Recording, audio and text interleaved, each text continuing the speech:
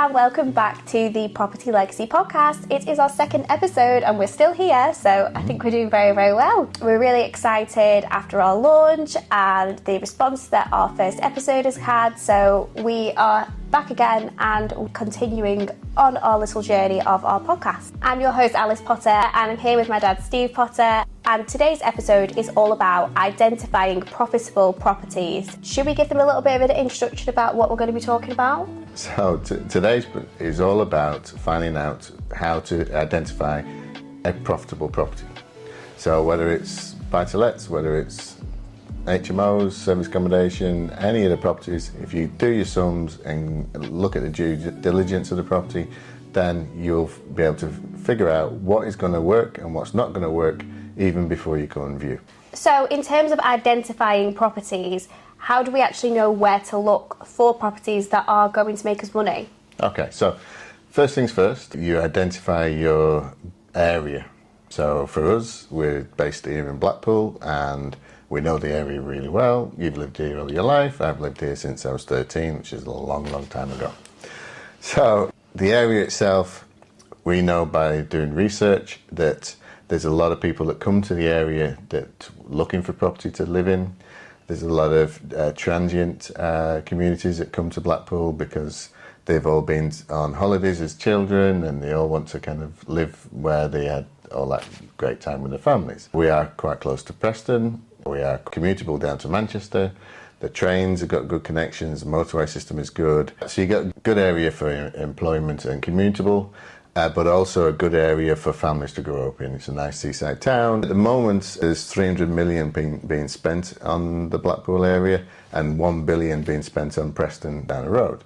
So all these things come into your research for the area, and then you can start looking at what properties are up for sale, what properties are renting out. Obviously, in every area you have, there's the expensive areas and there is the cheap areas. From our point of view, we tend to look at the cheaper areas. In Blackpool, that's FY1 postcode, FY2, FY3 and FY4. Once we get past that FY7 for Fleetwood, that's a cheaper area, but then the other areas are more expensive. So you then have to look at the price of the property. So in Blackpool at the moment, if we bought a £100,000 house, it would more than likely be a 3 or 4 bedroom house. And we know from the local market that we could achieve around about £850, £900 a month for those types of properties. From that, we can calculate the gross yield and then also calculate how much deposit you need to put down to get your mortgage and all these other factors. And can I ask, because I don't know, what is gross yield? What does that mean? Okay, so it's the gross amount of income you're going to get out of the property. So it looks at the value of the property, so we said £100,000. It then looks at the rental, so say it's 825, which brings in 9,600 a year. So then you divide 9,600 by the value of the property and you work out that it comes in about 12%. Okay, and that's good? And that's very good. Okay. Across the UK, the average that people look for is 7%. In London, they look at 3 to 4%. So you can imagine that Blackpool, one, it's cheap to buy and the demand is high as well. Okay. And how does that work best in terms of buy-to-let properties? As the majority of the people that will be listening to this podcast may be interested in buying a property to rent out. So how does that factor into finding a profitable property in that sense? Okay, so if you've looked at the yield and you're getting 7, 8 towards 10% yield, then you know that even if you've got the whole amount of money to buy the property, then you're going to be earning around about 7 to 10% per annum on return on your investment, which when you look at how much you'll get for 100,000 in the bank, you'd only get 2, maybe 3%. So over the year, you'd get more from having a property that you rented out than you would have from just leaving your money in the bank. Obviously, there's some costs to go involved, so that'll go into it. That's why we said looking at gross yields. But other than that, that gives you a really good viewpoint to look at it, and you can then work on how you're going to fund it and how much of your money you're going to put in the property. Inflation at the moment is at 3.5%. So if you don't earn more percentage than inflation, you're actually losing money. So if you're only gaining 2% per annum, but inflation, so all the prices and everything, the cost of living is going up by 3.5%, then you're actually losing 1.5% on your money every year. So leaving it in the bank just doesn't work unless you're getting more than inflation. No, it doesn't make any sense either. Exactly. So it's very safe. That's what people like. People like to put the money in safe and risk-averse kind of developments. And your financial advisor will always say you diversify in risk-averse portfolios. But unless you're making more than inflation, you're losing money. Yeah, and it's important to know that if you had this money in a bank account and you wanted to do something to it, you can actually give that to somebody else to manage. It's not something that you would have to fully manage on your own, because that's one of the services that we provide at PPS. We do full property management services. So, you know, you invest your money, but you're getting a return on your investment. You're not having to worry about the nitty-gritty bits of it or tenants or anything like that, but you're just consistently going to be making the money back that you've invested, and it's a safe investment. Yeah, and you can leverage your money. So leveraging your money, it means that instead of spending the whole 100,000 on a property, you can get a mortgage for up to 75% of the value of the property. So in £100,000, you could get a mortgage for 75,000. So you're only putting a quarter of the money in, 25%. Okay. So that when you then work out how much return on investment you have, it's what money you've got in the property. So if you've got 25,000 in the property instead of 100,000, then your return of 9,600 a year gives you a lot more percentage. So you'll be in the 20s percent and above, so 20, 24, something like that. And that then means with 100,000, you could actually go and buy 4 properties and make more money again and spreading your risk. So it's not just a question of saying, oh, I need 100,000 to go and buy this house. It's a question of how we're going to fund it, how much money we're going to use of our own money, and then what return that then gives us. So people that I network with and know through property investing all know that I have a big aversion to using my own money. I hate it. I don't like using my money. And from 2019 to today, we've built a £1.5 million portfolio, but still not spent more than £20,000. Oh, that's pretty good going. So our return on investment is really high. Okay.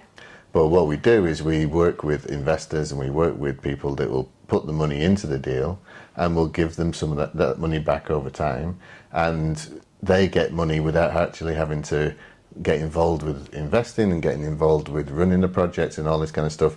So they're happy with hands-free investing. I then do all our investing in the properties, and we build it up without any of our money being involved. So that's 2 different ways of looking at it. You can either put your money in to buy it outright, but you'll earn 10%, or you can leverage your money and buy multiple properties and then 20% odd, or you can use somebody else's money and still make 200% profit per annum or infinity amount percent. Because if you don't put any money in, you're getting free money. Even if it's £50 a month, that is £50 a month, absolutely free. You didn't have that £50 a month before, so exactly. It's worth it. So people are putting their money up so you can go and buy property, and as long as you leverage people's money and leverage your own money and your time, you can earn money without actually buying the property yourself. And that's why obviously research is important, because we need to identify what classes as a profitable property. You don't want to be investing your money or somebody else's money into something that isn't going to be bringing you the rewards back. And you need to look at state of the property, what maintenance it's going to need. You're not going to go and buy a property that's in the best area for the high prices and things like that, because in an area like where you have in Blackpool, we'll get £825 for a 3-bedroom house per month. Whether that's in Lytham St Anne's, you might get an extra £100, £200 a month more, or whether it's in Fleetwood or over Wire or anywhere in the area, it's still going to be around about £800 to £1,000. But you're going to have to spend a lot more money to buy a house in Lytham St Anne's, or Royal Lytham St Anne's as they like to be known.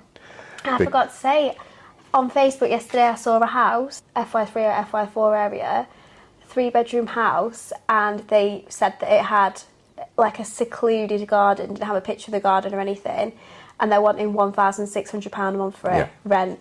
And everyone was just like losing their minds about the amount of rent. Like, who's got that money for rent on a 3-bedroom house? This is the thing. So the way you've got to look at it is, you want to get as much out of your property as possible, but it should be a win-win for the tenant as well. Yeah. And a lot of people, if you're looking at the lower end of the market, you're going to be finding properties for people who are on benefits, people who can't afford to get a mortgage. It doesn't mean they don't want a nice quality house, doesn't mean they don't want a safe area and a safe house for the children to grow up in. Of course they do. But what it means is the local area, the local housing authority set of how much they will give. So if you're on a 2-bed house in Blackpool at the moment, you're going to be in around about £500 a month for rent paid in benefits. If you're on 3-bed, then it's £572 a month. But then if the properties in the area are being rented out for £800, £900, £1,500 for a 3-bedroom house, you're still only going to get £570 for it. So it completely blocks out a lot of people that can afford it. I feel like as well, in like the housing crisis that we've got at the moment, there are so many people in a vulnerable situation, and they see stuff like that, and it just thinks, how are people supposed to afford that? Well, they just can't, and that's the problem. They're then stuck in this scenario where they might want to move, they might want to be in a nicer area, but they can't afford property in that area. And it's daft, really, because some landlords like to get as much out of it as possible and get it really high prices, which is fair enough, because they're putting the money up, they're putting the risk in, and they're providing a good quality house. But they have to understand that if people can't afford it, they might be able to afford it on paper today, but in 2 years' time they could lose a job, they could have an illness, they could have a reason for not working anymore, and then all of a sudden you got somebody in the property that can't afford it. They can't afford to move anywhere else because everywhere else is quite expensive, and you've then got a big problem because your mortgage isn't getting paid, and people are not happy. No. So we always have to look for a win-win scenario so that the landlord works well and enjoys having the property rented out and makes money, and the tenants can afford it and also look after the property. We always suggest that if somebody is renting one of our properties, we always suggest that if in the future they want to buy the property, then they can do. They can buy the property at any time as long as it's for the going rate at that particular moment. That's fab. I didn't know that. Yeah, so it just means then that people will think, well, actually, they might be on benefits today, but in 5 years' time, if they're a single parent, the children goes to school, they get time to go to work, and then they can get to a point where they could actually afford the property. And it gives them something to work towards, and it means they'll look after the property as well. And it's just, it's that building a bit of trust factor with them as well. Like, you want to have a happy tenant, and that is a way of building that up with them and building that rapport and relationship with them as well. So it's definitely a benefit to what we do. Yeah, in any rental, you got the landlord, you got the tenant, sometimes you got the agent like we are, but everybody needs to feel that they have a positive input into the deal. They're not just a number, they are a person, they are a family, and you want to make sure that you work with them in a compassionate way to get the best out of them, as well as the best out of your landlord, and as well as best out of your property. So in terms of finding properties, is there anybody in particular that can help someone? If somebody was sat at home listening to this today, who could they reach out to that could help them with their property finding journey? So in all areas around the country and around the world, you've got estate agents, or if you're in America, real estate agents. You've got property management companies. You have people that class themselves as property sources. So you can actually go to a property sourcer and say, right, I'm looking for a 3-bedroom house that will bring in a return on investment of 20%. This is how much money I've got, and then that person will go and find you a property. Or you can go and see your local estate agents, look online at all the properties in the area that are available, but they get commission when they sell a property. So if you go to them, they'll really help you find a property as long as it's one of theirs, and they'll tell you all about it. But what they'll also do is also give you an idea of what the area you'll be able to rent it out for, because a lot of estate agents rent properties out as well. So you can get the best of both worlds. They've got the experience in the area, they've been doing it for years, and they know a lot of property investors. So they may know people that have deals that are not on the market, so off-market deals, or they may have a book where there's repossessions. There's all these kind of things that don't always go online, so they don't always go into the portals for you to see. But if you talk to them and create a relationship with them, then they will earn money when they sell you a property. You'll earn money by getting in a good property. So work together and make them part of your team. Yeah, I think networking is such a huge thing that people sleep on, and there's so much positive that comes from face-to-face interaction with people. There are a lot of things that people don't share on social media, and that people kind of have under wraps, and projects that they're potentially working on and they don't want to put it out there. So building relationships and building up your professional network within property can really be beneficial for you and your property journey. So yeah, networking is ideal for any kind of business, but especially in terms of property. You learn so much from the people that you meet and you spend your time with. Yeah, no matter how long you've been in the business, that you don't know everything. And there's no point at which you will get to the point where you know everything, because things change, things move, and people use different strategies. A few years ago, it was just buy-to-lets, maybe an HMO. Now people are looking at hotel apartments or apart hotels, or even owning a room within a hotel. And then when that gets rented out, you earn money out of that room. So there's multiple ways of doing this. There's service accommodation that came very popular during COVID, or just after COVID, because nobody could fly away to the Bahamas or to Spain or wherever, things like that. So they had to have their holidays at home. So there's all these kind of things that change as the demographics change. So you need to keep talking to people and networking and see what is the new area that people want, whether it's service accommodation, whether it's HMOs, living in communal housing, whether it's housing for people over the age of 55. There's a big market for that, and social housing as well. Yeah. There's a huge market for social housing, because years ago the government had council houses and then they started selling them off because they didn't want the upkeep and the cost of upkeeping them, so they sold them off to most of the tenants. But now there's no social housing, or not enough, and now they're having to look at developers and property investors to provide houses to the social housing people. Yeah. So they will actually give you a 5-year deal or a 7-year deal renting that property, and they'll manage it for you and they'll maintain it for you as well. So there's lots of things to look at. There's a huge crisis in Blackpool at the moment, especially in terms of service accommodations. They're not allowing people to do any more. There's too many Airbnbs in the area, and so many people that don't have homes. They're really, really cracking down on it at the moment. So yeah, because of the service accommodation became very popular, and staycations were popular in 2021, 2022. A lot of landlords changed their properties into Airbnbs. And first of all, there was no legislation about stopping you doing that. So people had an Airbnb in the middle of a cul-de-sac in a little estate, and it was just the party house at the weekend, and people didn't like it. Blackpool, because it's a touristy area, there is a zone for hotels, there's a zone for tourists, there's a zone for residential, there's a zone for commercial. So you have to look at where you're putting the buildings and what uses they are.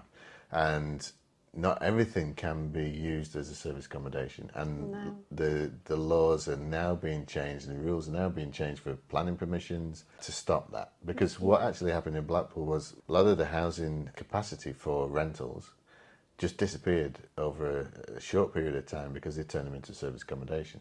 Which means now that a lot of people, there's far more tenants than there are properties available, which has meant the prices have gone up, which means that more and more people can't afford those prices, and we need to adjust that and get that back down. So we've covered rental yields, we've covered how we research the appropriate areas to find profitable properties. We've also covered who can help us and who we need to introduce into our network. So what is the next key step in the journey? Well, it's practice. So yes, you can look at the hundreds and hundreds of properties that are online, but unless you know how to take those figures, calculate your yield and calculate your return on investment, it's a good idea to get a spreadsheet that does that for you. So you can just put in the details, the purchase price, how much mortgage interest it's going to be, and then it can calculate roughly what you're going to earn from that property before you even do this. Now, if you look at Rich Dad Poor Dad, he was saying that you have to go and see 100 properties so that you learn from something every time. But that's going to take you a long time. What we're saying is find 5 to 10 properties that you like, that you think are going to make you money, and then do those calculations on them and make sure that you become really good at doing your maths. Once you get confident with that, you can then start going viewing properties and looking at what the problems that could be buying a property, and why that one property is really cheap and why that one property is really expensive in the same street. Like we've said, a lot of things can look a certain way on social media. I know that more than others because that is my job. But yeah, it's always good to go and have a look. Yeah, estate agents are really good with cameras that make the rooms look huge and when you get there, they're pokey and tiny and very dark. So yeah, just be careful. So I think that's it for our second episode. Please let us know if any of this advice has been beneficial. We would love to know where you're all at with your property journey. And we'd love to know if you find any profitable properties, or if you find any ridiculously priced properties like the one that I came across yesterday on Facebook. That's it for this episode. Thanks for joining us. Hope you come back soon. I'm Steve Potter. This is Alice Potter. And if you want to follow us along on our journey, we are on Spotify, YouTube, Facebook, Instagram and TikTok. We hope you come back for another listen or to watch us, whatever you prefer.